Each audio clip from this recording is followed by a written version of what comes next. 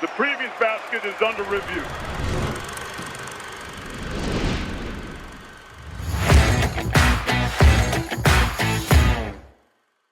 Hello, friends, and welcome to the Basket Under Review podcast. I'm your host, Eamon Brennan, a buzzer at eamonbrennan.com.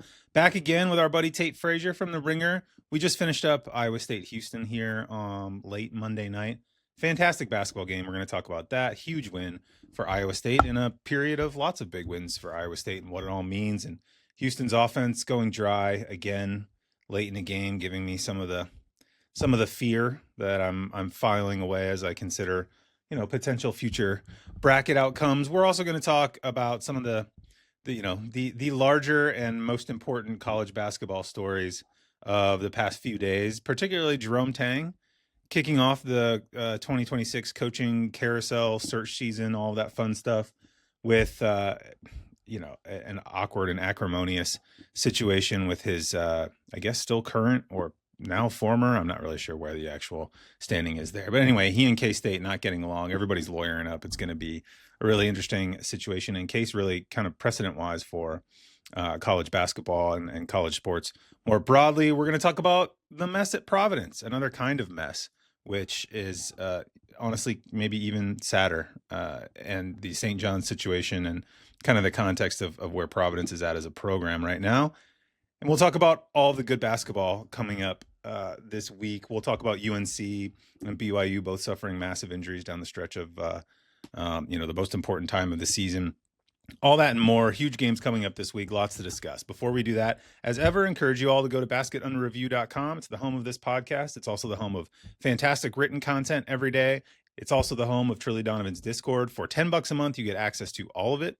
You can get in the community. It's one of the best college basketball communities you are going to find anywhere in the world. It's a super fun place. It'll make you smarter about college basketball, and you can support this show, and we really appreciate that. So if you like listening to this, go sign up and support us that way. You can also support us by going to our presenting sponsor, Homefield, at homefieldapparel.com, buying one of their many very nicely styled shirts or cool letter jackets or coaching jackets or any of their vintage kind of old school design type stuff. You guys know what Homefield's all about. They're also doing their Homefield house tour, which has been ongoing throughout the entire season. Let's see if I can pull up the next date. I think I can. Nope, that's the promo for the Hilton Magic jacket, which is actually awesome. You guys, if you're an Iowa State fan, you should go buy that too. Holy cow, that thing is cool. The house tour, let's see. It is, what's the date today? So they were just at Kansas State, Iowa State, for women's basketball this past weekend. They were at Houston, Iowa State actually tonight. So you're getting this one day late, but hopefully if you were outside Hilton on Monday night here, you saw the Homefield folks and stopped by and said, hey, they'll be at the Illinois at UCLA game February 21st outside Pauley. Pregame experience, booth set up. You can go buy stuff. You can say hi, tell them Basket Under Review podcast sent you, and that we really appreciate their sponsorship. Thank you again to Homefield for sponsoring our show. All right. Intro over, podcast beginning. Tate, how you been, man? How was your weekend? How's your week? How's life? It's going well, man. It's, All-Star weekend out in Los Angeles, so a lot of heavy hitters out here. And, John Calipari came out to see all of his Calipari former Kentucky guys and also Bobby Portis. So that was nice. Nice little college basketball connection there. And also, we got to see all the guys that were not at All-Star weekend go out and support some of their programs. Cooper Flagg, I think, ended up going to 3 Duke basketball games this weekend. Con Knipple as well. All these programs that have NBA guys coming back on campus. That's a whole lot of fun. So one of my favorite times of the year. It feels like all eyes are on college basketball. There's a lot of conversation about what's wrong with the NBA. And if you're one of those people that feels like there's something wrong with the NBA, come hang out with us and watch some college basketball. So it's good stuff for you and I. Yeah, no tanking in college basketball. Mm-hmm. There are teams that are very, very bad. Jerome Tang was trying to tank, but it was not working out. There are teams that are very, very bad, in college basketball at all levels, really. Not even just the low major conferences, but the vast majority of them are trying to be good, with the possible exception of the occasional, off the beaten path gambling scandal. For the most part, everybody's trying to win. They just may not be very capable of doing so.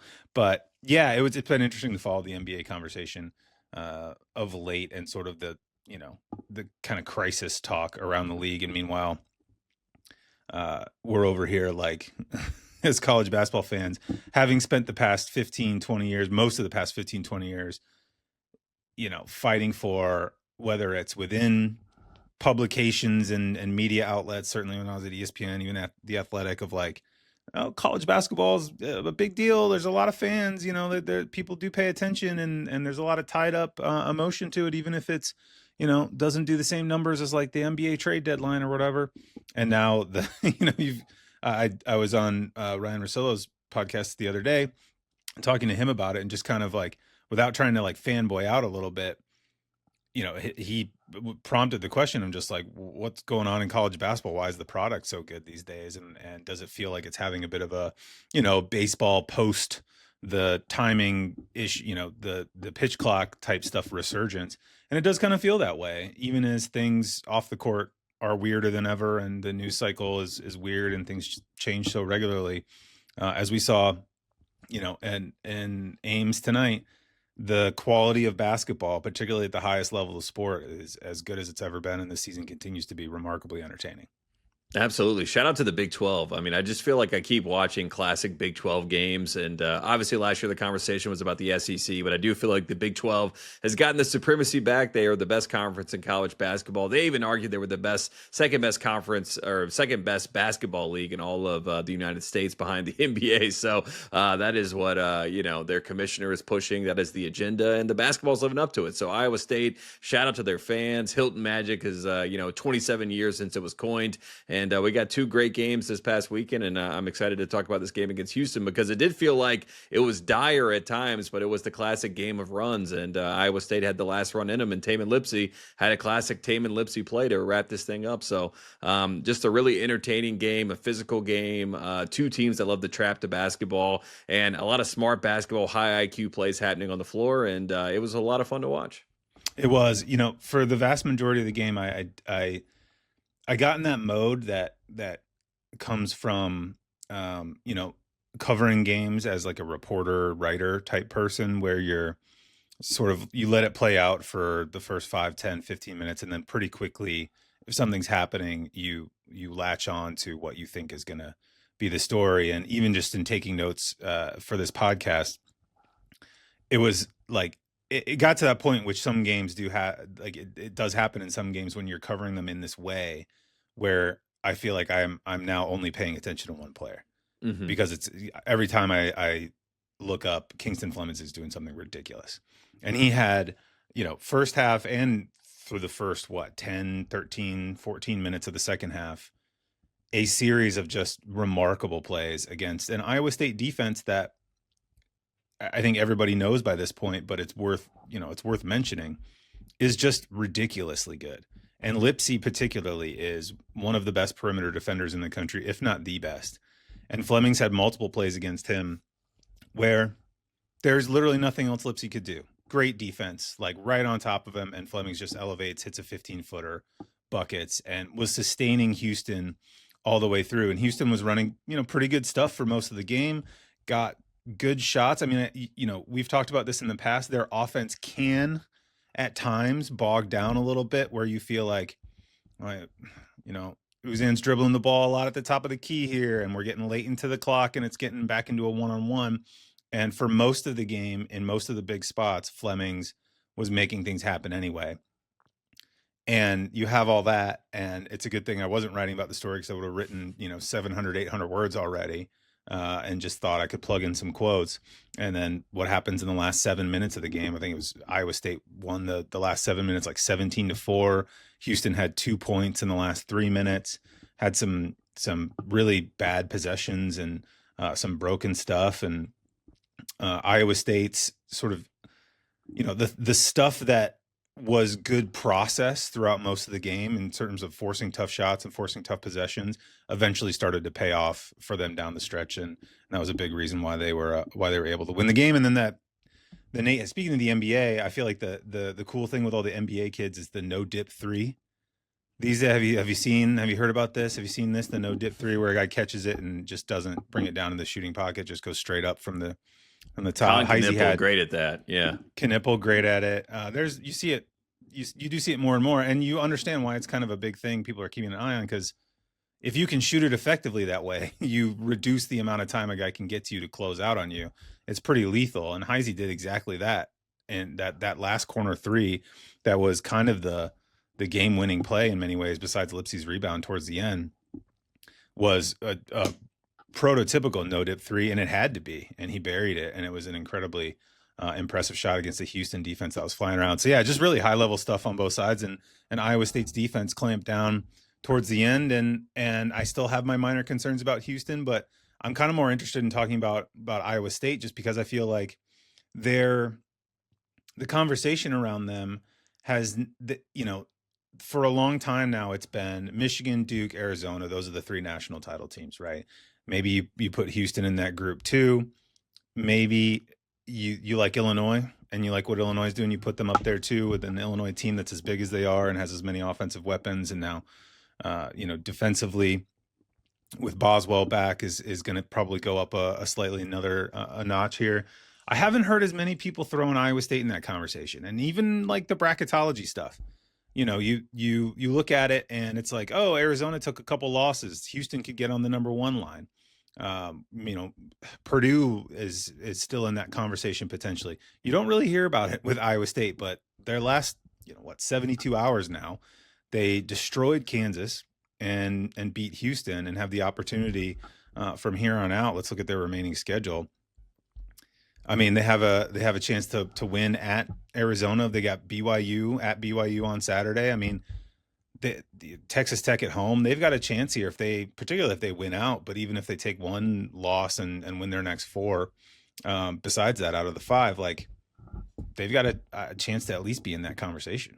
Absolutely. I love the depth of this team. And I know obviously at home, that helps when you talk about guys that are kind of the role players that are having an impact. But Bateman, I mean, he had an incredible 72 hours. I mean, he did. You mentioned the Heisey three, but the three that he hit before Heisey on the previous possession in the corner was a huge moment as well. So for those two guys to kind of step up, I know, Fran does a great job, with these Big 12 teams, kind of knowing the ins and outs and the DNA of all these teams, and talking about what Heisey kind of means to Otzelberger and this Iowa State team. He called him the X factor, which I do feel like he really is, and he makes these winning plays. And that three, like you said, that he hit.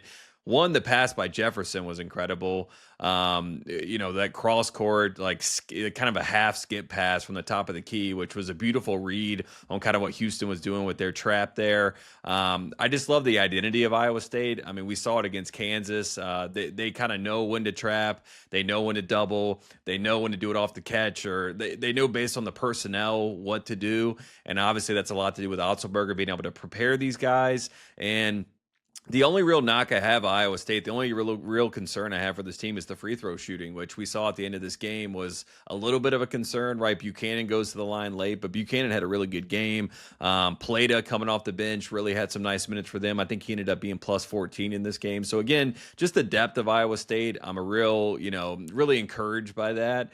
And in general, when you have a point guard like Lipsey, you have someone like Jefferson who can obviously, take on his matchup and dominate it like he did against Sanak tonight. And then Momcilovic, I mean, he's averaging, I think, around 4 threes a game. When you have a guy who can, kind of separate himself from the outside and get you those points that you really need in the tournament, those are all encouraging signs. And again, when Bateman, Torrey, young guys are stepping up for this team, again, it just goes back to the overall depth of this group. And I do feel like Otzelberger, we talk about all these great coaches in college basketball. I feel like sometimes when we're doing the names, right, you go Dusty May, Tommy Lloyd, you kind of go through the gamut of all these guys. For whatever reason, we don't always get the Otzelberger, and that's really unfair because, I mean, you just look at his record against ranked teams. Even at home, I think he's 15-3, or now 16-3 against ranked teams at home. I mean, that again goes back to the Hilton of it all, but I mean, he's just done a really good job with this program, and I just think he's one of the top tier A coaches in college basketball. And the way that they defend, the way that they prepare, it's all high level stuff. And I really like just the way this group kind of connects with each other. And when you have a guard like Lipsey, I think you have a real chance in March. So you're right. I mean, I don't know if they're in the number one seed. You know more than me when you talk about the bubble situation, but I do feel like they're in that conversation for a title contender. And Iowa State fans and people in Ames are very happy about that.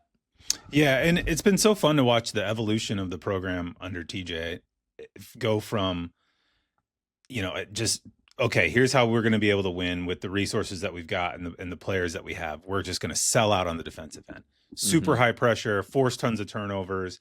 We have to play in the open floor because once we get into the half court, we don't have shooting. We don't have the kind of offensive tools we need. I'm talking, 3-4 years ago, right? And so they've been an elite defensive team almost the entire time he's been there. But what they've developed these past couple of years, especially and particularly this year, is an offense that's basically just as good. And Jefferson is incredible in the Player of the Year conversation. Like if Cam Boozer wasn't so far out ahead statistically of everybody else, we'd be talking about Josh Jefferson's Player of the Year candidacy. He's certainly an All-American in my view, and he was good tonight. He wasn't amazing offensively, but when they needed a big bucket, they just ISO'd him against Sinak out of a simple it wasn't even a pick set. It was just a bounce pass at the top of the key, and he played one-on-one at the top of the key, and 5 seconds later it's a 4-foot hook shot, and there's nothing Sinak, who's possibly going to be a lottery pick, can do about it. And Jefferson's so versatile. You mentioned his passing, can do so many things in the middle of their offense. And they've got incredible shooting. There's obviously Heisey, but Momcilovic is shooting like 52% from three on massive volume. He's already taken, I'm not even sure if these stats are updated from tonight yet, but he's at like 100 threes out of almost 200 attempts, a little under 200 attempts, which is just remarkable combination of volume and accuracy that you just don't shoot. There's a funny stat the other day. The NCAA March Madness account put up their Irving Award top 10 graphic, which is the best small forward in the country, candidates, and it's Debonsa, Yusefu, Thomas Hawk, Stojakovic, Conwell, Cohen Carr, Nate Ament, Dalen Swain, Chad Baker Mazzara. Shout out CBM, still doing it, baby. And what is that? 7 straight years on the list, probably. Yeah, man. Always the bridesmaid, never the bride. But he's in the mix. He's up to bat. But Momcilovic is on there as well.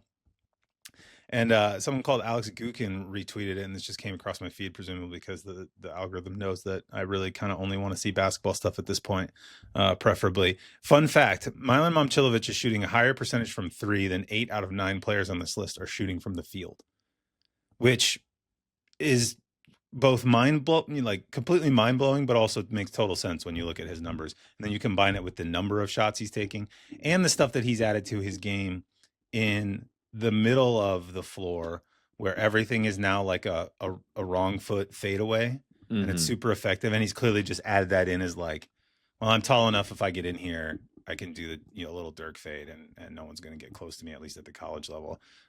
He's pretty lethal, and so having Jefferson, having Lipsey's energy to get at the rim and get by defenders, and then having the shooting surrounding it, they are pretty much complete, and they do have a good blend, as you kind of mentioned. I've been thinking about this a lot with Kentucky, that we've talked about a lot, and not to bring every conversation back to Kentucky, but Kentucky's a team that sort of figured out its lineups recently, and you look at their best lineups on CBB analytics, and you can see a pattern. It's okay, the 3 guards play together, and then it's a mix of Moreno and one other big, and those are their best net rating lineups. And Kentucky found that by guys getting hurt and kind of out of necessity. Attrition. You know what I mean? It just happened kind of without a whole lot of, intent as the season went on. And I feel like you look at that and think about roster building, and the best teams in the country, pretty much up and down the list, are teams that have and probably allocated their NIL money accordingly, a really good 5 plus a bench guy or 2 that fits specific needs. In Iowa State's case, it's, come off the bench, give us a little bit of size on the wing, a little bit of defense, and some shooting, and we're good.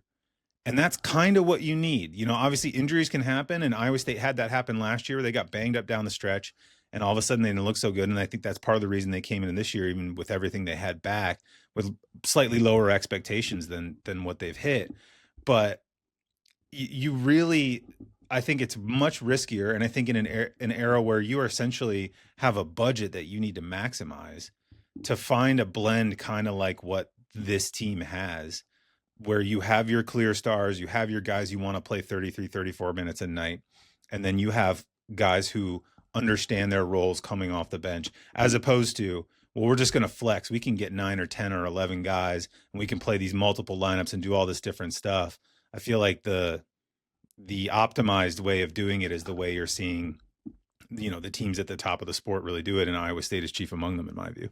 Yeah, and it feels like Kentucky and Louisville are kind of in that. We got all this 10, 11 guys, a lot of talent, right? And then both of those situations. Got to spend the money somewhere. Yeah, like, right. Well, and it hasn't quite worked, you know what I mean? Yeah. And then obviously you got Todd Golden after the Florida game taking his little digs, as he seems to be apt to do these days, talking about the $22 million roster of Kentucky. But yeah, I mean, Kentucky, like you said, it worked out because of injuries, but Iowa State has an identity. They play together as a team. They have great continuity. And like you said, when we all kind of know what we're supposed to be doing, everything seems to be rolling in the right direction. And they're just a lot of fun to watch. And again, they're going to be a tough matchup for a lot of teams in the tournament. And, there's a plethora of guys who can get hot and get it going, whether it's Jefferson, Momcilovic. I mean, even Torres had some games. We saw Bateman on Saturday, right? I mean, they have a lot of options. And then, if they get a nice draw in the tournament, I don't see why they can't make a run to Indy and give some potential problems to get to the national championship game. I mean, that's the type of team we have. And like you said, a little bit under the radar, but they won't be for long. Yeah.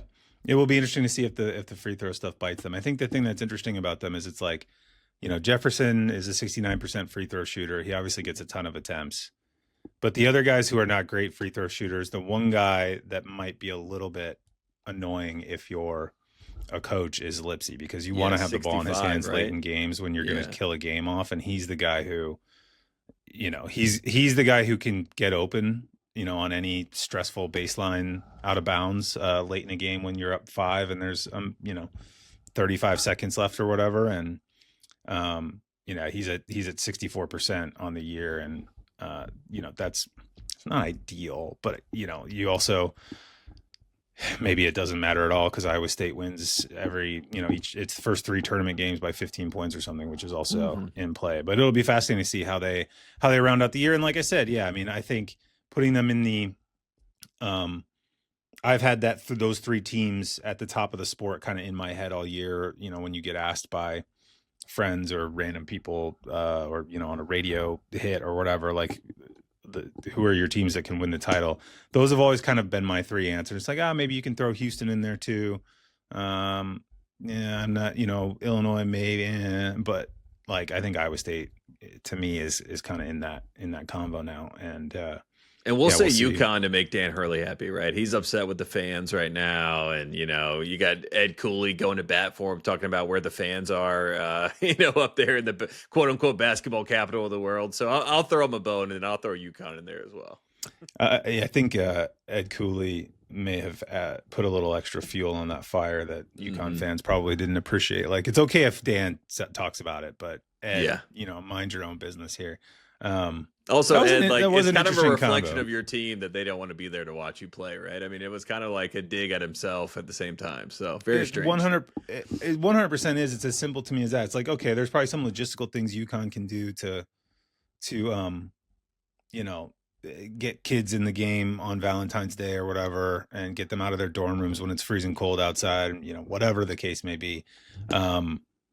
And maybe there's some seating arrangement stuff that tons of programs go through, where it's like all of the people who donate money to the program, who are probably less likely to be super rowdy fans, are sitting the closest. And so the atmosphere feels a little different because of that, whatever. It's a blue blood problem. Yeah.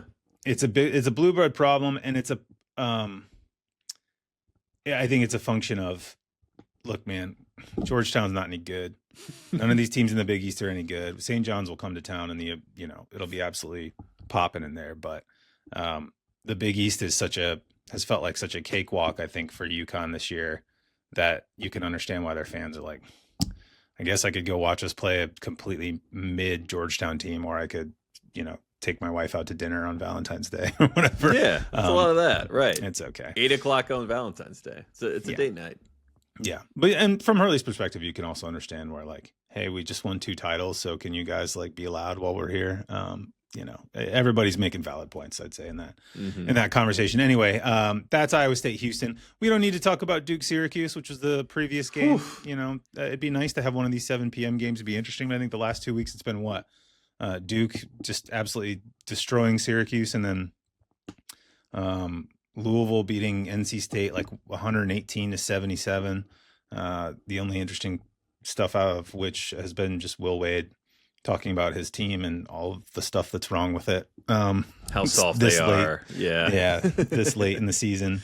That's been kind of entertaining, but we'll see with the Wolfpack. But Syracuse, kind of an interesting subplot over the past weekend, because they had the rousing home win over SMU after a week where the athletic director announced he was stepping down, and the previous game was among the most poorly attended games in Carrier Dome history. And they had this big emotional thing, and Red Autry was kind of, buoyant in the press conference afterwards. And you're kind of like, oh, is Syracuse going to put together a little momentum towards the end here?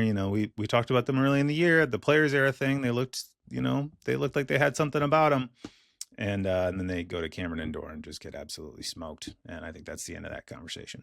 Can you believe they've lost 11 straight to Duke? Like, that doesn't even, when I saw that stat tonight, I was like, that doesn't even seem real, And then I went and fact checked it, and it is true. So, I mean, that's one of those games that used to always be a good game. And I know that, Boeheim, K, we understand that is a new era that we live in, but 11 straight just seemed like it's too many for a program that it has so much pride, obviously. And then, Syracuse and Duke is kind of like a weird ACC, Northeast almost rivalry. It's like New Jersey versus New York, you know what I mean, with those two fan bases. So that to me just, and Carmelo Anthony looked disgusted at the game. I felt bad for him.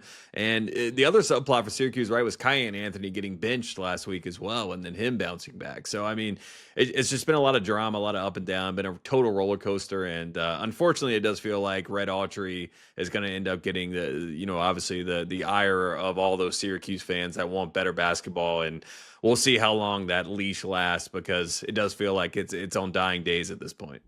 Yeah, no, it's almost like a legacy TV event. It's like, yes. There's a part of me that like sees Syracuse Duke, and I'm like, oh, that's not bad. And then it's like, actually, no, this is going to be a blowout. Like, this game's not going to be good at all. And it hasn't been for a long time. And it's a bit of a bummer, because when you're right, when Syracuse first went to the ACC, whatever thoughts you may have had about that decision and that whole conference realignment era and the Big East breaking off and Syracuse chasing football and blah, blah, blah. Those Boeheim K Syracuse Duke games had like serious juice. They were, like, remember Boeheim like peed his pants, or like it was like he spilled water on his pants. We don't even know what happened there. You know what I mean? There were so many great moments that happened in that series where it was always a great game. Like, you know what I mean? And then Boeheim and Kay both trying to work the officials in Cameron.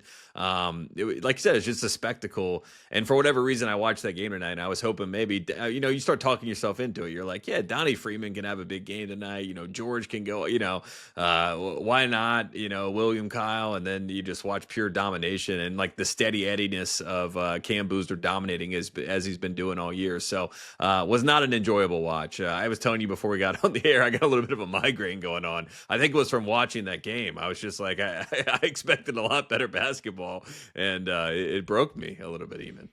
It's not good. Yeah. Tate and I are both playing injured this week.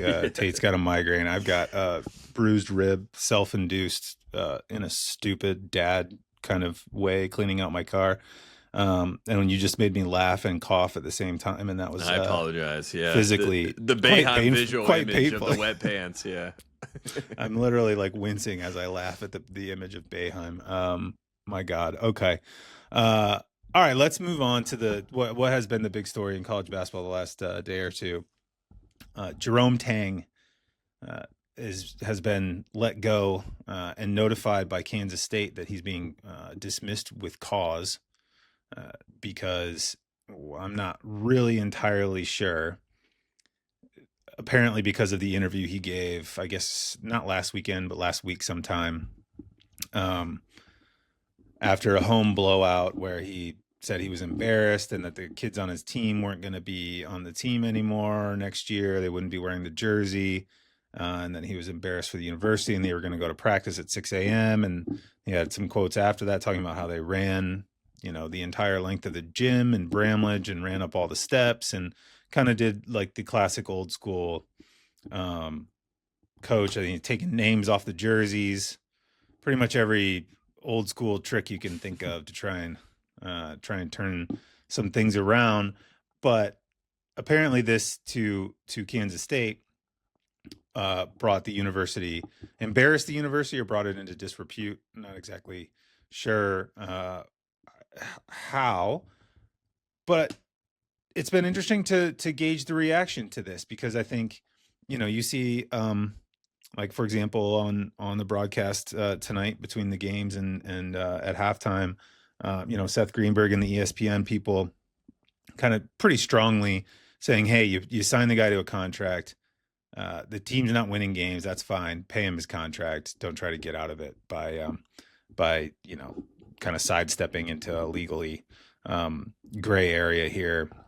I've also seen a lot of Kansas State fans reacting in two different ways. Just kind of putting my finger in the air out there on social media, just kind of trying to get a little Ozymandias, watching all the TV screens, kind of read on the situation. And what I've seen from Kansas State fans has been a combination of a group of people saying, yeah, but he was a bad coach, so that's cause enough. Fire this guy and don't pay him $18 million, which is his buyout, which is an insane buyout, by the way, for a college basketball coach. You don't hear those. That's like SEC football coach getting fired kind of buyout money, and who, what former CEO of a Houston oil company can we get to pay off the chunk of it? That group, obviously, I don't, there's probably not a whole lot of legal merit there, but the other group is of Kansas State fans like, well, you're a national reporter, you're a national pundit, whatever. You don't know the entire situation. You don't know everything that's been going on at the program that, could come out if there's a legal negotiation here, whatever.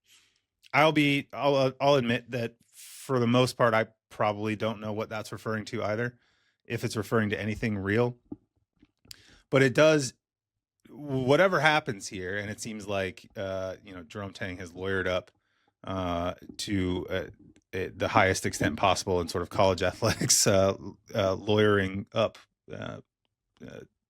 like Tom Mars is, a very high-powered lawyer in this space, and has already put a statement out about his client. It seems to me anyway that it's at the very least, whatever happens, it's an interesting potential precedent for these athletics programs that are under pressure to retain coaches, to pay them large contracts and large salaries and big buyouts, to try and get out of those buyouts by any means necessary if and when they decide to fire the coach. And I'm sure it's not the first time that this has happened, but it does feel like the first big example in college basketball of this happening and the discussion centering around it. Yeah, don't fall for the first impression, I guess, is the lesson here, right? He goes to the Elite Eight in that first year. Noel kind of captures the heart of America in March. We have that moment where, Marquise Noel's looking at the bench and they, have the fake play where he ends up throwing the lob, right? We all have that visceral memory of that. And I feel like Jerome Tang kind of took off. And obviously what he did at Baylor, you have to give him a lot of respect and credit for that. But I mean, this whole thing, I'm a big PTI guy. I know you are too. So like I watched PTI on the 12th. So his statement was on the 11th, where he just basically was like, these guys don't deserve to wear this uniform and they quit and all that sort of stuff. And, Tony and Wilbon were right on the money, where they're just like, this feels like, something that could get you fired when you make these types of statements. And, little did we know that was going to be coming within 3 days. So, I mean, the fact that, it was read that way, it was received that way. He kind of put the blame on the roster as if he had no say on the roster. And again, this is year 4 for Jerome Tang, where, we're far removed from that Elite Eight run in 2023. So obviously he had a lot to do with getting these guys on this team. And PJ Haggerty, who will be a free agent yet again, I'm sure. So we have a whole nother Haggerty sweepstakes. I mean, that was a big get in the portal, and we celebrated that when he got PJ Haggerty, and we were like, this is going to be a great piece for Jerome Tang, and Kansas State should have a better year. So, I mean, he put this team together. He obviously doesn't like this team. And you mentioned the statement. This is from Tom Mars. This is in response to him getting fired. He said, if K-State's president and AD really think the school was embarrassed by recent events, that's nothing compared to the embarrassment that both of them are about to experience, end quote. So that is, I wouldn't even say that's a veiled threat. That's a threat. And so it's just going to get very messy. You said, like, this is the story of now. It feels like a continuing story that we're going to hear about for quite some time. So Jerome Tang may not be the head coach at Kansas State, but the conversation about Jerome Tang and his tenure at Kansas State will continue on and on. And if it does get embarrassing, that doesn't help them figure out the next coach for the future. And this is a prideful program that has some great history and obviously some great coaches that have come through there and some really great teams and great players. So it's just very messy, and $18.67 million is really tough to kind of swallow if you're a fan of this, team and this program, because that's a lot of money that you have to pay someone to not do anything, and then also to try to entice a good coach to come there to kind of revamp the program. So it's just an all-around sticky situation, and the statements that are coming out both from Tang, both from his lawyers, both from Kansas State, it just feels like a very it's just ugly, and it just kind of shows like a symptom of the times that we're in, where there's such high expectations, and they spend a lot of money to get some of these big name guys in the portal. They don't work out. Now Tang is gone, and I don't know where he goes from here. I mean, I saw some people speculating maybe he goes back to Baylor because they've struggled since he left. I don't know. Maybe that's a pathway. But, I don't even know what the answer is after Tang. I don't know if it's going after Travis Steele, who's at Miami of Ohio and having an incredible season, or Brian Hodgson down at USF. But can you entice those guys to come to a situation that is so uneasy? That's the other side of this. So it's like, you're not even really done with this. It's just going to continue on and on. So I feel bad for Kansas State fans. I feel bad for students. I feel bad for the players too. I mean, talk about just getting ripped. You know what I mean? Like, this is, you were talking about old school.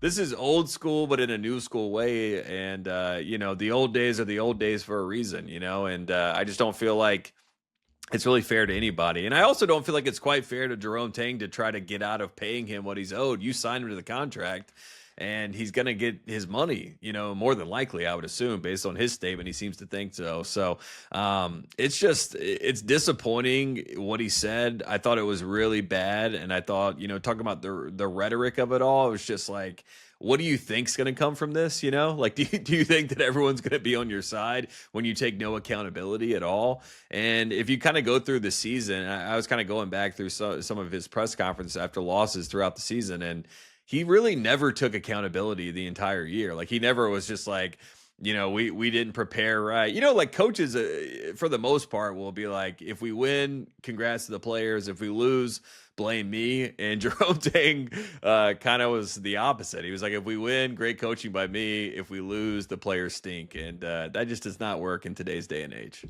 No, it doesn't. I mean, look, I mentioned Will Wade earlier and him kind of criticizing his team, but he does it always through the prism of, and whose fault is that? It's my fault. Yes. You know what I mean? Like, there's a bow at the end of it. Yeah. At all of it. Well, whatever he'll say about his players, like, we're just a jump shooting team. We don't have an identity, blah, blah, blah. And he'll be like, and that's my fault. Like, I put the team together. I'm the coach. Like, it's on me to fix it, or to at least own it if it's just not going to work to the level that we thought it would. I mean, even like, Rick Pitino, after all the point guard stuff in the offseason and coming in and the point guard position's dead and blah, blah, blah, eventually just came out and said, I think it was when they lost to Louisville, just, we don't have a traditional point guard, and that's our fault. We just messed it up when we were putting the roster together. Yeah, he said we missed. He was like, we missed on the guys that we wanted, right? We had guys we wanted to get, we didn't get them, and that's our fault. And I think that is, you're right, the thing that's been missing from what Tang has been talking about, particularly the press conference after it was the Cincinnati game last week, where they somehow gave up 90 plus points to Cincinnati in like 70 possessions, which Yeah, you're not trying. I mean, Cincinnati's been a little bit better offensively lately, but come on, man. Like that team is not a prolific scoring group by any stretch of the imagination. Yeah, I mean, you go back and look. I think, you know, it's kind of a classic case of inherited a few guys at in his first year that panned out relatively well, put it together a decent team around them. Since then, with pretty significant portal resources, you've heard this every spring, Kansas State's got this and Kansas State's paying this guy this.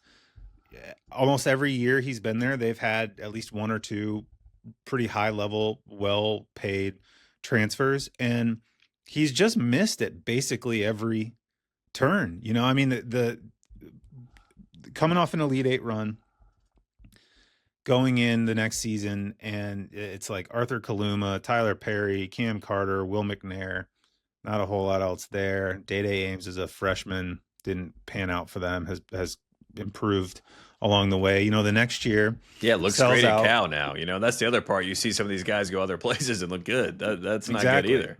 Exactly. The next year, Coleman Hawkins was the huge transfer, and Coleman Hawkins was like a nice tweener player in a very specific system at Illinois that worked for what they wanted to do, and was brought in to essentially be a star at Kansas State, and it just never was gonna work. It wasn't a hindsight type of thing. It was just this isn't gonna work unless you're gonna play like a very pro style, very kind of up tempo, spacey thing that's gonna let Coleman Hawkins do the stuff that he does well. It's not gonna work. And it was him and Doug McDaniel as the two stars of that team, and it was just a mess. And you go ahead, fast forward to this year, and you bring in PJ Haggerty, which I will say in the preseason, I thought, whatever else you make of this Kansas State roster, the idea of just, if you're going to spend a bunch of transfer money on someone, rather than a guy like Hawkins who plays off the ball and needs to be facilitated for and in a kind of system that maximizes his strengths, at least Haggerty you can give the ball to, run ball screens, and to just go tell him to score. That's a lot of what Memphis did last year, and it was pretty effective. And that hasn't worked this year, even though that's essentially what they've done offensively. I mean, he's taking 32% of their shots, 32+% of their possessions. He has the ball in his hands all the time. He just hasn't been as effective as he was last year, and maybe that's some of the system stuff around him. But they've also just been bad defensively, which was supposed to be Jerome Tang's thing at Baylor. Was that's the thing people cite when they look at Baylor over these last 4 or 5 years. Of this was once an elite defensive team alongside all the stuff they were doing on the offensive end, and that's how they won a national title, and have been typically pretty average defensively since he left, while still putting up good offensive numbers every year. But his defenses haven't been great at Kansas State either, really. I mean, I guess when you think about Butler, Teague, and Mitchell, right? I mean, like those guys, talk about point of attack defenders on the perimeter. I mean, you can't really find three better ones. And like, I can't think of one guy at Kansas State. I mean, even Noel was like kind of a liability a little bit on defense. Yes, he got steals and things, but I mean, he got picked on because of his size, but like he hasn't had anybody. I mean, obviously, like, we're not comparing, apples to apples here, but still, like, I can't think of one Kansas State defender on the perimeter that is even close to that range. You know what I mean? Right. And then, like you said, that's an identity problem. I'm going to say them being so bad defensively this year may be why he's gone as hard as he has in terms of talking about them quitting. Because to him, that's just like the reason why we don't guard anyone this year is just a pure effort thing. And maybe it is, but that's part of your job is to coach the effort, right? That's like the baseline thing you coach first and you select for first when you're building your roster. And if you don't have it at all, it all comes back to you. And it's just, it's another thing with him too, that I think has, in addition to the losses and the team being bad, the last 3 years, that has kind of slowly driven Kansas State fans nuts, is some of the personality stuff, like some of these press conferences, some of the quotes. It's the stuff that I think probably was really exciting at the beginning. I remember when they beat Kansas at home and he got up on the table that first year and gave a speech about how, I told you guys you could have one court storm, but from now on expect to win. Like that's the kind of thing that if you're a fan of a team, you're like, oh my hell yeah, like I love this guy. I could run through a brick wall right now. This is great. But when you're not winning, that kind of personality stuff, all the way going back to like going into FAU's locker room after FAU knocked them out of the tournament that year and delivering a big speech for the camera and stuff. I think that was the beginning of the end, by the way. It may well have been. Right. That stuff is extra cool when you're winning and extra annoying when you're not.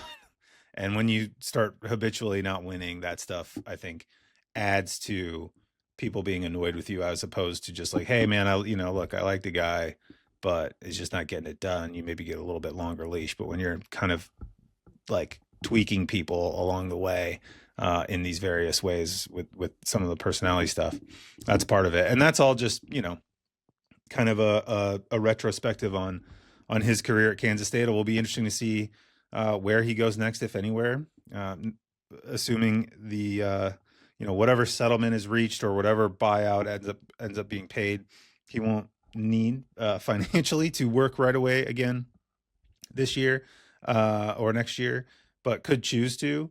I think it would be interesting to see any sort of high major program put any sort of significant NIL budget behind him anytime soon, just given some of the decisions made in the portal the last few years and how he's gone about trying to build teams without it making a whole lot of cohesive sense. But it'll be interesting to see what Kansas State does too. And you're right. If there wasn't quite this drama, and maybe it'll get sorted out pretty quickly and it won't be a drama. It's still very early in the calendar.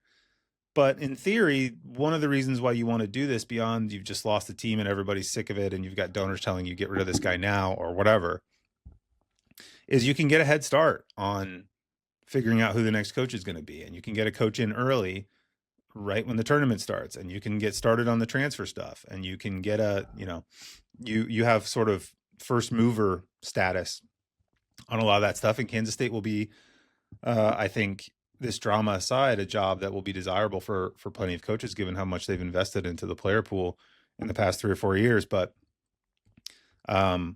being a school in an ongoing legal dispute with your immediately recently fired coach over whether or not, he should be fired for cause, maybe detracts from that effort a little bit. So it'll be interesting to see how it plays out. Yeah, it's the best job in sports. Fired coach, you know what I mean? It's like now I get $18 million to basically go on TV and try to resell myself to another program that's going to give me more millions of dollars, or go back, for a year as some sort of consultant or whatever it is, and make sure I don't have enough of a gig where I still get my full buyout, right? I mean, there's a lot of like technicalities that are to the whole process. But for Jerome Tang's sake, I mean, that was my only, when I watched that press conference, I was thinking to myself, maybe he's so miserable with this group that this is just like, I'm just going to shoot from the hip, and if they fire me, I get $18 million. Like, I think he kind of knew what it was. So I mean, I think that's why he was so open and honest with what he said, because he's just like, whatever, like, you know what I mean? If they fire me, they fire me, and here we are. That's what it felt like to me. Is it just felt like someone who's, whatever happens here, I'm good. Yeah. And that's just going to be the end of it. I'm not too worried about walking back in the locker room, even though he had to for 5 more days and had to put everybody on the sprint line and take their numbers or their names off the jerseys and, blah, blah, blah. I think the writing was on the wall pretty quickly after that press conference, especially when it goes, and maybe this is the argument that Kansas State brass will be making, is when it goes to a place like PTI, when they're checking in on a college basketball story like that. It was the first story they did, by the way. Like, for PTI to open, I mean, like, you were talking about college basketball and the conversation and how we're trying to get like moved up in the mainstream conversation. Like, the fact that it was such a jarring, press conference and response that, Tony and Mike sat down together and were like, we need to open the show with this. I mean, that says a lot right there, as how jarring it was.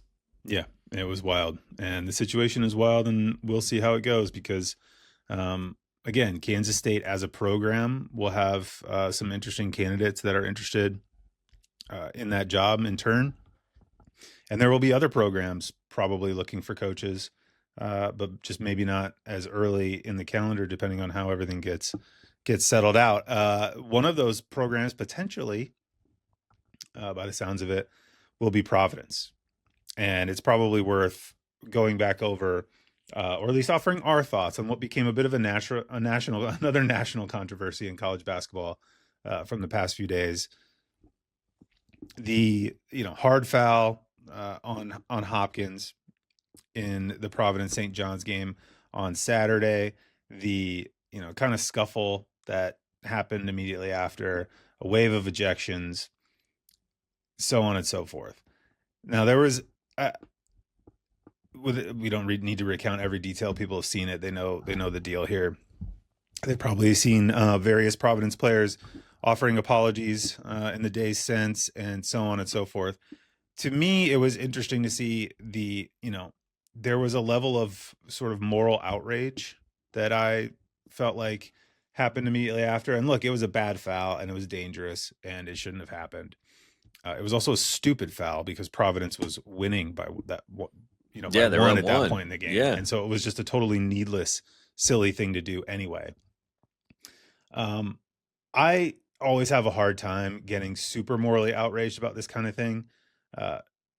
Like think of the children type stuff. It just doesn't really register with me in that same way. Like it's the same way with me for like taunting and like whatever. I don't, you know what I mean? You have some like people and announcers and whatever who have like, Randy Moss pretends to pull his pants yeah, that's down what I was thinking of Joe Buck. Just being like, oh so my good. God, that is a disgusting act. Like, well, you're just like, it's apologizes really to the viewers as it's happening. Yeah. It's really not. Everyone's going to be fine. We got way worse problems in the world, man. But, that part of it didn't really register with me. The thing that was interesting to me is that it felt like the environment around it, the context around it at Providence was such that, people were cheering for the ejection like it was like a WWE event or something. And that wasn't a great look. But even bigger than that to me is it is indicative of where Providence is now, that they have so little to play for this season and fans have essentially so little to root for by this point in the season, barring some completely unforeseen run from a team that can't defend, that kind of the only stakes of the game on Saturday were, are we going to get one over on Bryce Hopkins, the latest person who betrayed us to another school in the Big East? We had the whole thing with Cooley, but when the difference was when Cooley came back the first time in his first year at Georgetown, there was like a fun edge to it. It was like there was some optimism in the building because, Providence also had a new coach and things were going relatively well and they were in tournament contention that year and didn't end up getting there. But at that point of Kim English's first season, it seemed like people were pretty optimistic, pretty happy about where things were going, and were very happy to beat Ed Cooley, stick it to Ed Cooley, and then, kind of flex about, hey, you left us, but our program's in a better place now anyway. And that's not the case with the Hopkins stuff. And after, 3 years later, after tons of losing, not tons of losing, but not qualifying for the NCAA tournament and this year not being particularly close, it now feels like the fans have gotten to the point where like, this is kind of the only thing that we're rooting for. And that kind of went to a slightly dark place that just, I wasn't morally outraged about it. I wasn't like, oh, I can't believe these people. What a terrible thing they're doing. It was more just so like, this is kind of sad. It's just kind of a bummer that like, this is what Providence fans kind of have to get fired up about right now. And that's probably indicative of things needing to change there too. Yeah, I thought the worst part, obviously the foul was bad. And, to me, the worst part was Duncan Powell by the bench, like getting a rise out of the crowd, like hyping him up. Yeah, like he had just had an incredible play, like a dunk or something, you know what I mean? It was like the fact that, like you said, it was like WWE, and he's like, well, if we're going to lose this game, we're not going to lose the fight, and I'm going to make sure to get my lick back on, Bryce Hopkins for, turning his back on this program, and like that was a way for him to endear himself to this Providence crowd.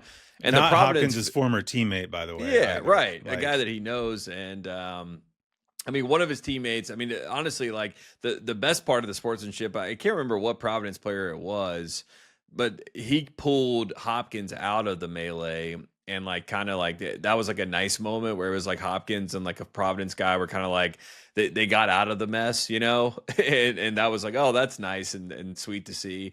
But then the bad part was like the reaction from Powell afterwards, and the fact that like the crowd seemed to love that he was doing that. I just thought that was, like you said, it was borderline. I mean, I don't even know if it was borderline. I mean, it's like kind of loser behavior. It's like you guys could win this game, but instead you're trying to like make it about this, gripe that you have against a certain guy.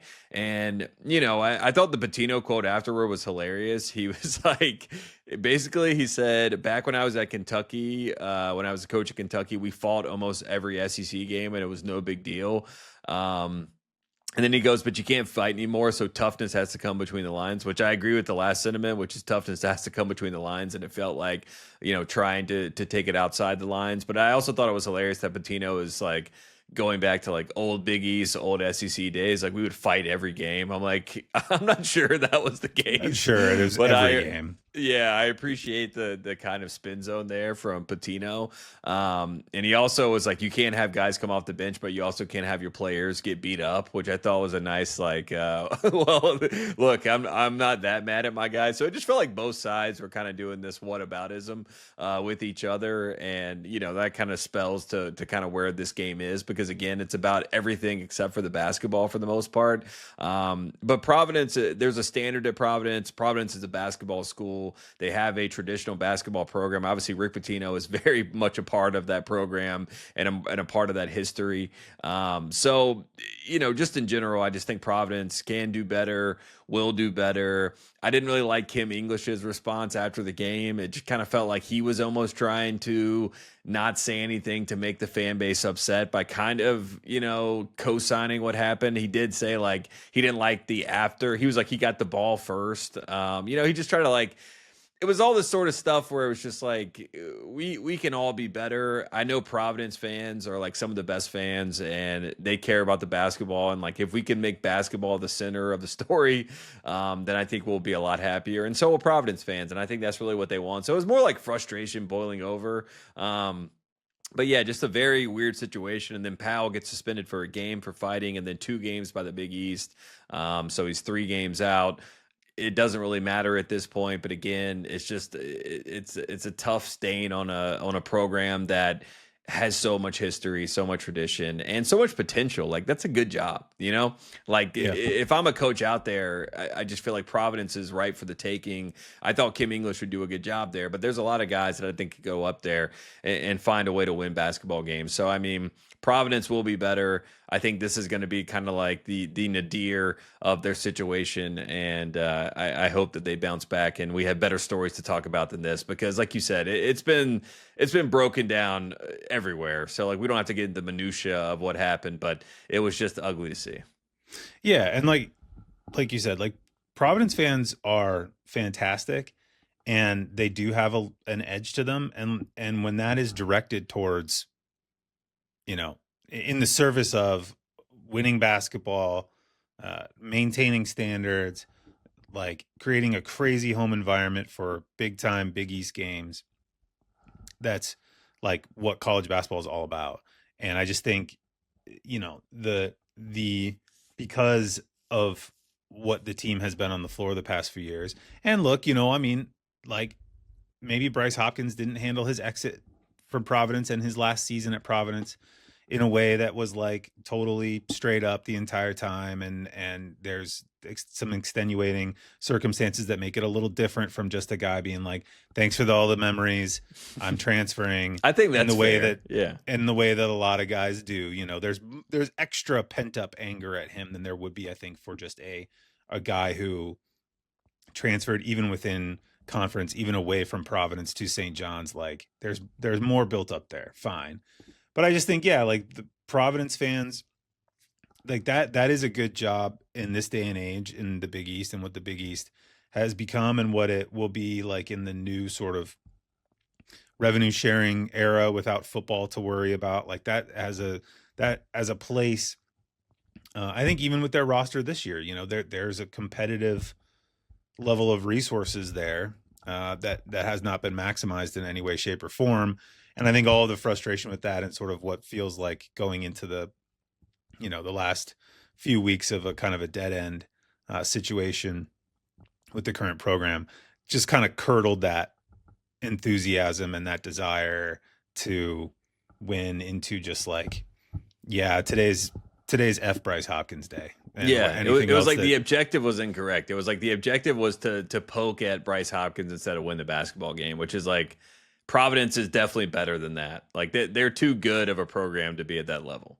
Yeah, agreed. So it just, again, I was never like morally outraged sitting there watching like, oh my God, I can't believe this, you know, this awful degeneracy and we've got a blah, blah, blah. Like it's just that, you know, I'm not wired that way, but it just kind of made me sad for Providence fans in general. It's just kind of like, you know, we need to point these people at something a little bit more productive and give them something to believe in. That's not just whether or not someone kind of screwed them over in the past year or the past 4 years that now plays at a different Big East school.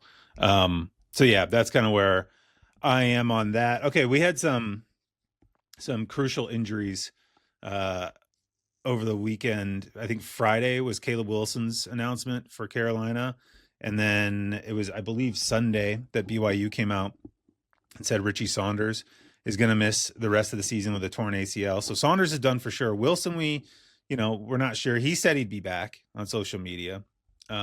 It's a left hand injury, a fracture on his left hand, which, you know, not a doctor and not a sports scientist or whatever. So recovery time to be determined. But it's his left hand, you know, strap it up, son, get back out there, you know, play with one hand. He played with it in the Miami game. I mean, he came back in that game when the x-ray was negative. So he has technically played with the fracture already. So, I mean, that is one of the encouraging signs there. Yeah. Right. So I was writing in my Bubble Watch, I think before the Saunders news broke on Sunday, that like, here's the worst injury news of the season so far. Caleb Wilson is going to miss at least a period of time at the end of this season, yada, yada, yada. And then the Saunders news happened, and my framing of it kind of caused me to sit back and think like, well, is this actually the worst news, or is the Saunders news kind of worse? And I think at first glance, it's like, no, Wilson is worse news. He's their best player for North Carolina. He's so crucial to what they do. You know, we go back to our discussion about the Duke UNC game and how he kept them afloat when, you know, Duke looked like they had the, you know, 4 of the 5 best players on the court or whatever at any given moment. And Wilson was the guy who gave Carolina the platform to even be in that game in the second half and to not have it get real ugly real early. So it obviously feels a little bit more devastating. But then you kind of look at BYU. I've been thinking about them. I'm going to get your thoughts on this. But you look up and down their roster, and whereas, you know, Carolina can maybe mix and match some things and feel like it's a little bit more diffuse, BYU's depth this season is such that I don't even know who's going to play these minutes at this point and how they're going to get distributed and what that's going to look like. Obviously, touches, shots, you still have got DeBonsa, you still got Rob Wright. Like Saunders' shots and touches can go to those 2 guys alone, and they'll probably be fine with it. And the you know, scoring of the team, if less balanced, will still be functional. And maybe it'll clear away some of the occasional awkwardness we've seen with those 3 at various points throughout this year, where they're, you know, it's rare to see all 3 of them functioning at a really high level in the same game. But BYU, the gulf between BYU's like top 3-4 guys on their roster to their number 6, number 7th guy, you know, I was talking to Evan Miyakawa about this. In his player ratings, it's like down in the thousands is where you start to find like BYU's bench players in terms of player ratings on his site. So it's going to be very interesting to see how it's like. I've seen a lot of jokes about like, oh yeah, DeBance is he's just going to average 45 or whatever, and they'll be fine. I think it's going to be a little bit more interesting and potentially a little bit more detrimental than maybe people are giving it credit.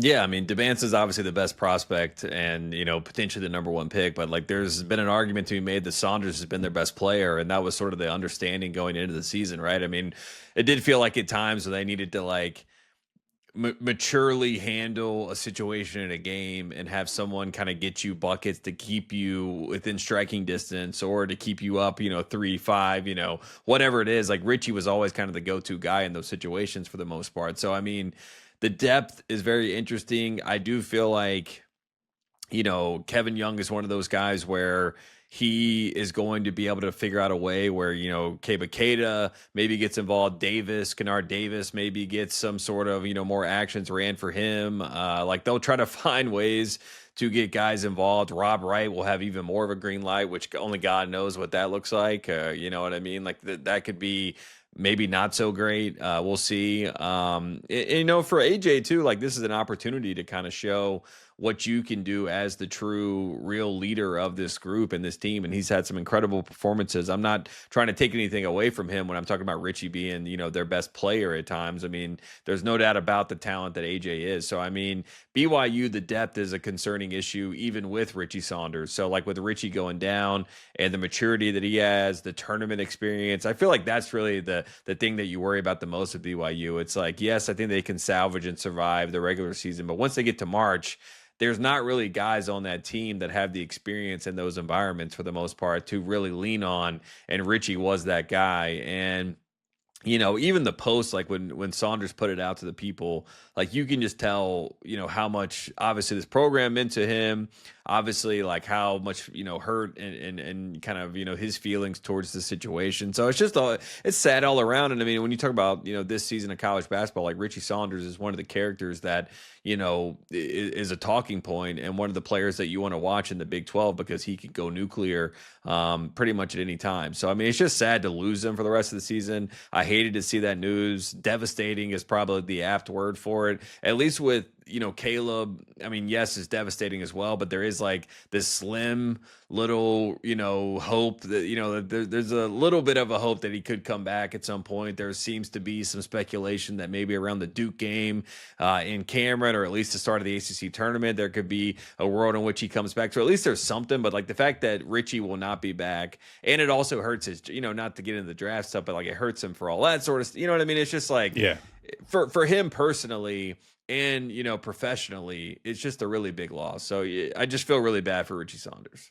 Yeah, it sucks on that front. Just, way before you even start thinking about BYU's season and their remaining however many games it is and getting into the tournament. I mentioned Evan earlier in my discussion with him about BYU's depth last week when we were kind of looking at some of his player ratings and where guys ranked out. I mean, he in his system, unplugged Richie Saunders from the Evan Miyakawa, team rankings matrix or whatever, and they dropped from 22nd to 45th in his rankings, which is a pretty big gulf, and I think indicative of what you're looking when you're looking up and down the roster. They had Dawson Baker, in theory, kind of a similar player. He got hurt early in the season, so he's not available.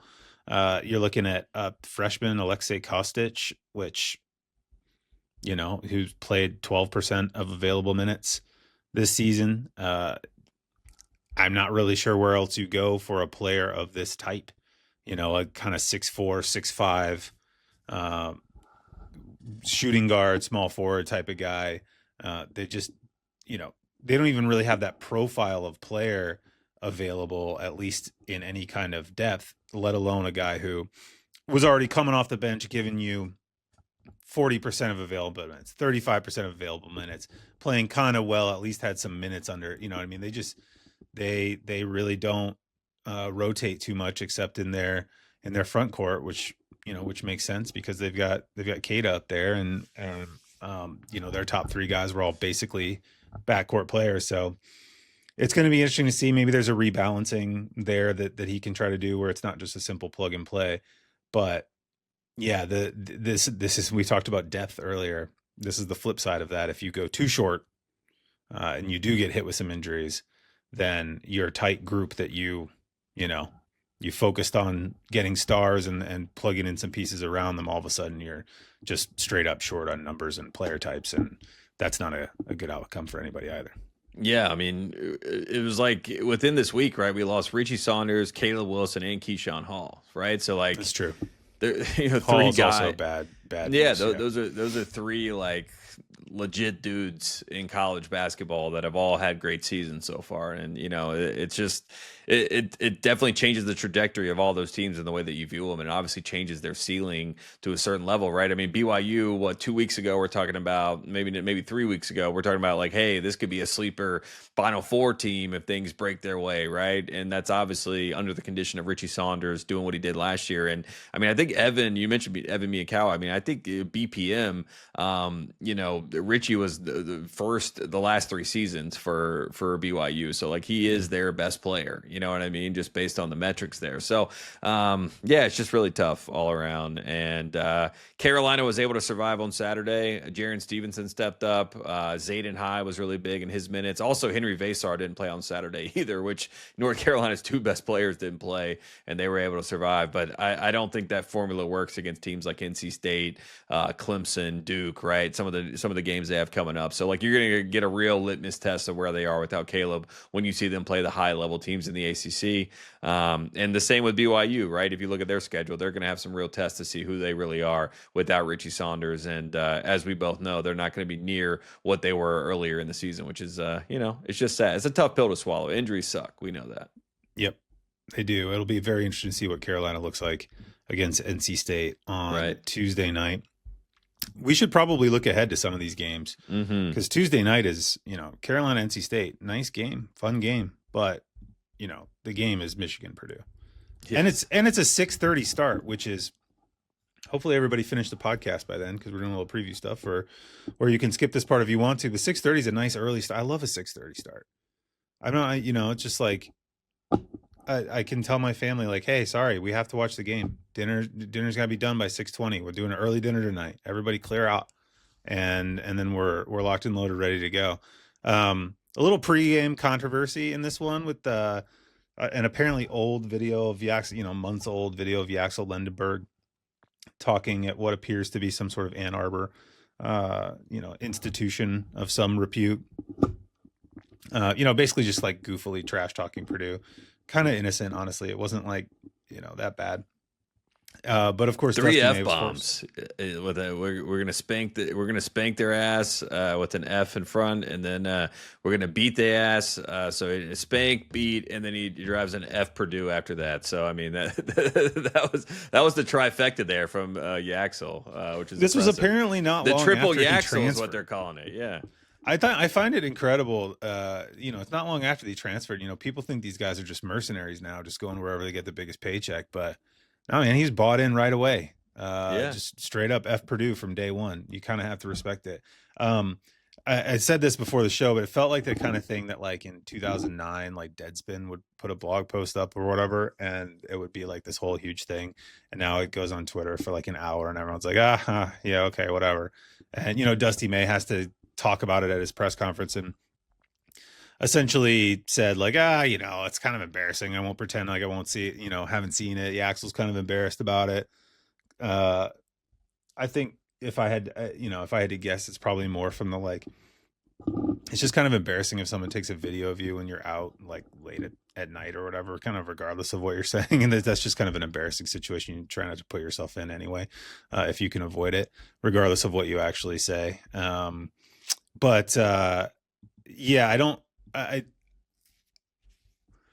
I think maybe like 10 or 15 years ago, this would add a little spice to it. But as Dusty kind of talked about in his press conference, like nobody on Purdue needs any additional motivation to play against us. Like because Yaxel was goofing around, in a video at a bar or whatever a while ago, like that's not going to be a thing in the game, which I feel like is the sensible response. Yeah, he basically was like, he was in a over 21 establishment 4 months ago, and it makes sense that he was talking about Purdue because Purdue was preseason #1. So it just feels like one of those things where, fans are, friends, students, whatever, excited that he's at Michigan. They're like hyping him up, and there's Purdue who's preseason #1, and that's why they're I don't feel like it was like as pointed at these guys on Purdue and Purdue in general. I just think that was a product of being the preseason #1 team, and that's why they were a part of the conversation. And like Dusty said, and like Yaxel seemingly said to Dusty, it was one of those things where it was like, I cringe as I watch this and I wish I hadn't have done that, but we all live and we learn. And yeah, I mean, sometimes these guys are just college kids. And I do feel like this feels very much like a video in a moment like that where, luckily we didn't have like cameras on our shoulder filming guys, back in the day, but now we all have it on our, in our pocket on our phones. So I don't think it's worrisome. I do feel like Purdue is going to be just as fired up as they need to be. I don't know if this is going to take them over the edge, but maybe there's a little extra sauce, right? A TKR gets a block on Yak, so we might give him a little stare down or something. We might need that, but I think it'll be okay. And like you said, I don't think we have to have the Joe Buck moment where we're all up in arms right now. I think it's all right. Yeah, no, for sure. It was almost kind of wholesome, and Yeah, you just don't see you just don't see guys get like out over their skis on a video camera very often anymore these days. It's like everybody's gotten super cautious about it, particularly if they're an important college basketball player or college football player or whatever. It's like, no, do not pull out a phone anywhere around me. Like that's like off limits. So it was almost kind of a throwback to a more innocent time in many ways. But yeah, I don't think Mackey Arena is going to be 100%. There's no number above 100% that any pregame video or any trash talk, or even if Yaxel came out yesterday and was like, I meant everything I said in that video, and now I mean it even 20 times more. I hate Purdue. I hate West Lafayette. I hate all of you people. There's still nowhere to go from 100% like noise and intensity at Mackey Arena. Like it's not going to improve the environment at all, because they're going to be completely sold out on getting this game. And I think Purdue comes into this game at about as good of a moment as you could have expected, particularly given how their last couple weeks went. Like they had a little bit of a slide in late January. Obviously they lost at UCLA without Sky Clark, lost at home to Illinois when Wagler went nuts, rare home loss. But they're second of the season because they got beat by Iowa State early in the year too. Obviously they lost the rivalry game at Indiana. And then, February 7th, yes, Saturday before last, a really tight, weird game against Oregon, and not a very good Oregon team, an Oregon team I thought would be a lot better coming into the year, but a team that has struggled, barely got by Oregon. And you're kind of sitting there thinking, like, is Purdue all right? Like, are they good? Like, what's going on here? And they seem fine. They beat Nebraska at Nebraska. They absolutely like hammered Iowa in Iowa State the other night, particularly on the glass, kind of exposing really the thing they weren't able to do against Indiana that I kind of expected them to do, which is like beat some of these pace and spacey. I guess Iowa is not a pace team, but a space team that is happy to have sort of undersized guys playing forward positions. Like you should be hammering them the way Michigan kind of does. And Purdue's not as big as Michigan across the board, but they have traditionally been that kind of a team in Big Ten play, and they weren't for a little while there. I think they got that back against Iowa, and they're going to need every ounce of it against Michigan, because we know what Michigan is. They're massive at every position. They rebound everything. They get the most, easy buckets in the country on a nightly basis, and they just set a floor for their performance of constant rebounding on both ends. No easy twos for you, tons of easy twos for us, and then everything else is kind of a bonus. Yeah, and it's also kind of the irony is that Michigan's number one now. So like when that video was taken, he's talking about Purdue being number one. Now Michigan's number one going to Purdue.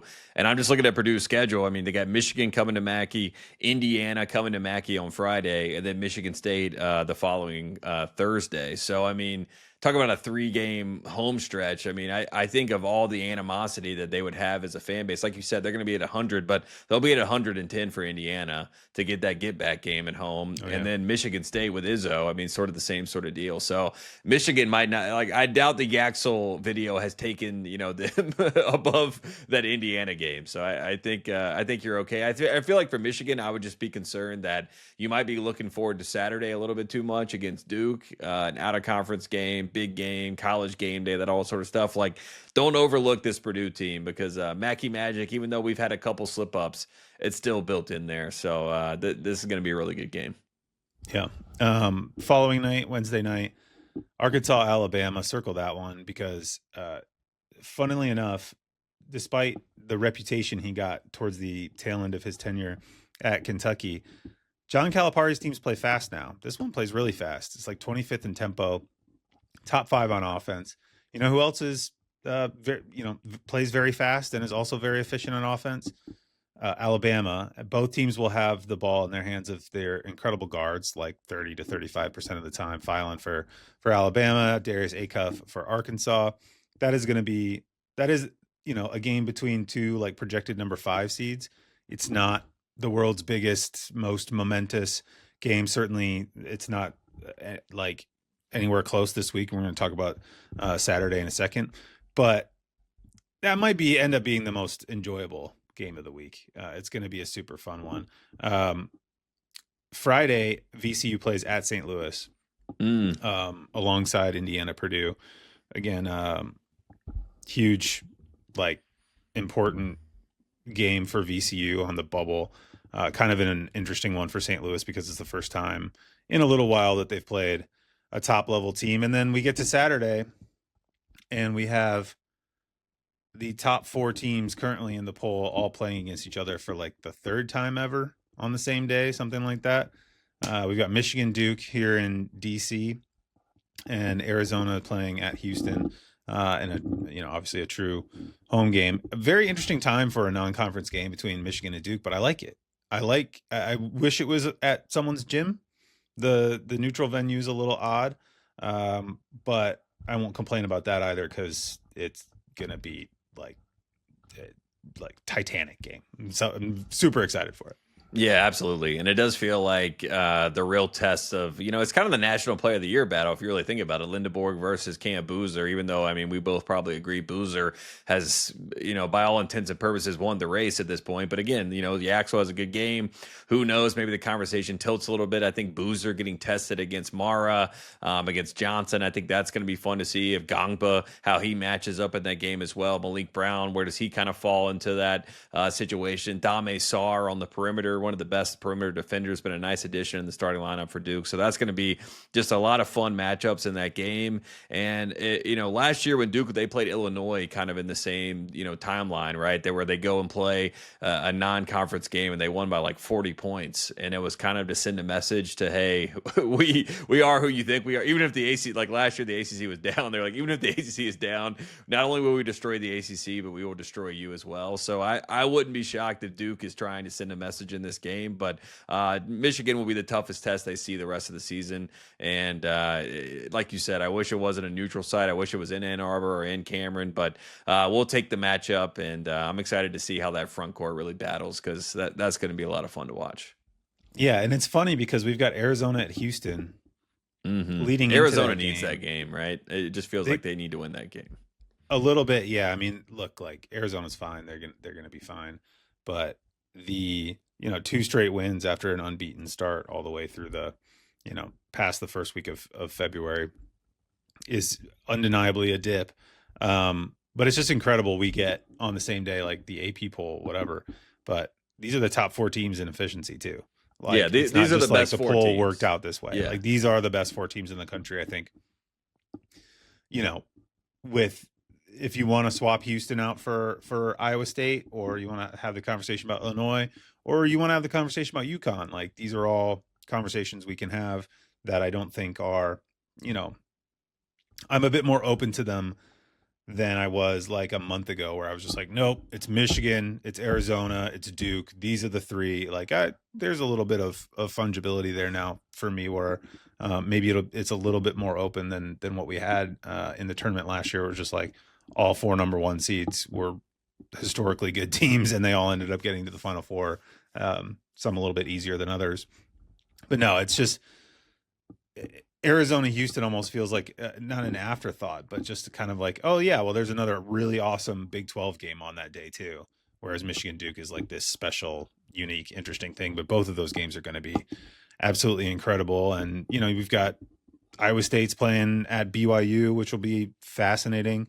UConn is going to Villanova, which is their toughest remaining game, except when St. John's comes to either Stores or Hartford. I don't know where they're playing that. Probably at Gamble, I think, given all the conversation about whether or not the fans are excited enough for their very good basketball team. And it must be a gamble. But Hurley cracks me up, man.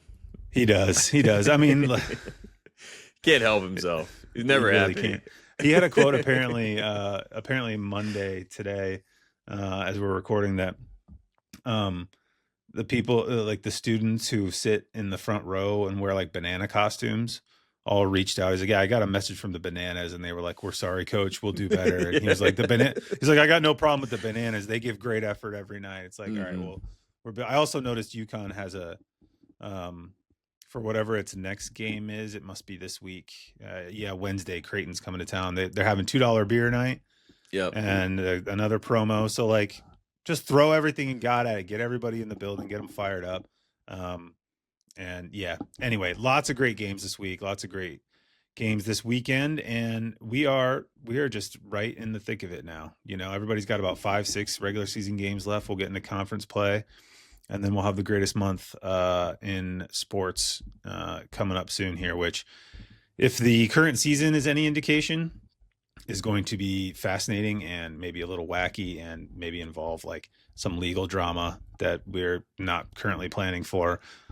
Pretty much anything can happen, but that's also where the we best are. Final Four destination, in my opinion. Like Indy kind of feels like, you know, where you're supposed to be for the Final Four. And the last time we were there, we had undefeated Gonzaga against a Baylor team that played defense and had Jerome Tang on the sidelines, and Scott Drew was playing pickleball with Mark Few. It was a great time. So I'm excited that this group is going back to Indy.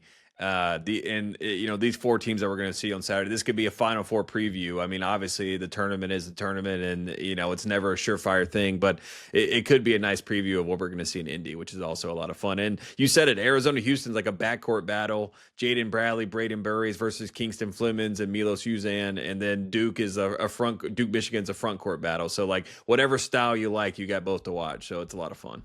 Yeah, and 2 teams in Michigan and Duke that are like all in on just size everywhere at every position now. Just like everybody's got to be, you know, with the exception of whatever point guard is on the floor, everybody's got to be like 6'5" or above, or just don't even.